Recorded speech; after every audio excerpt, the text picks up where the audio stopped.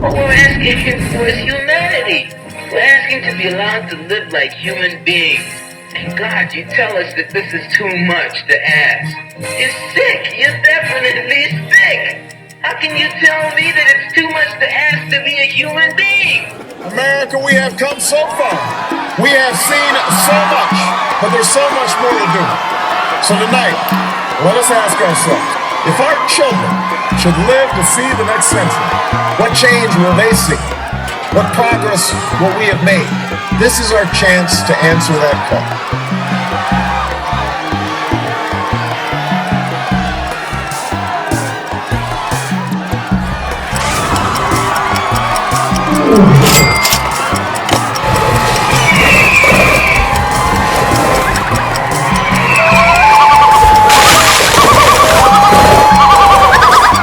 I was wondering about our yesterdays and digging through the rubble. And to say the least, somebody went to a hell of a lot of trouble to make sure that when we looked things up, we wouldn't fare too well. And we would come up with totally unreliable pictures of ourselves. But I've compiled what few facts I could, such as they are, to see if we could find out a little bit of something.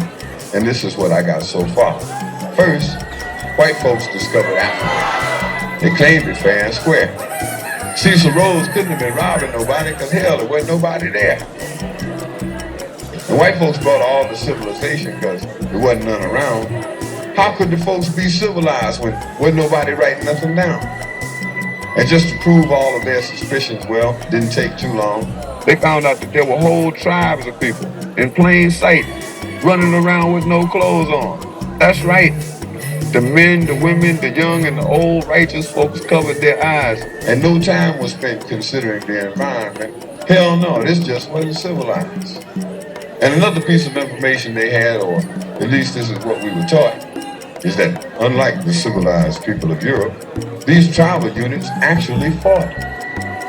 And yes, there was some crude implements, and yes, there was primitive art, and yes, they were masters of hunting and fishing, and courtesy came from the heart. And yes, there was love and medicine, religion, intertribal communication by drum, but no paper, no pencils, and no other utensils, and hell, these folks never even heard of a gun. And this is why the colonies came, to stabilize the land, because the dark continent had copper and gold, and the discoverers had themselves a plan. They would discover all the places with promise. You didn't need no titles and deeds. Then they would appoint people to make everything legal, to sanction the trickery and greed. And back in the jungle, when the natives got restless, they would call it guerrilla attack.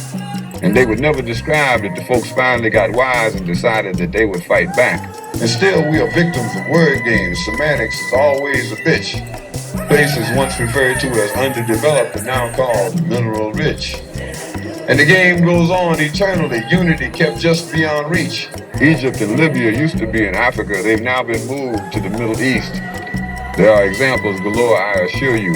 But if interpreting were left up to me, I'd be sure every time folks knew this version wasn't mine, which is why it is called his story.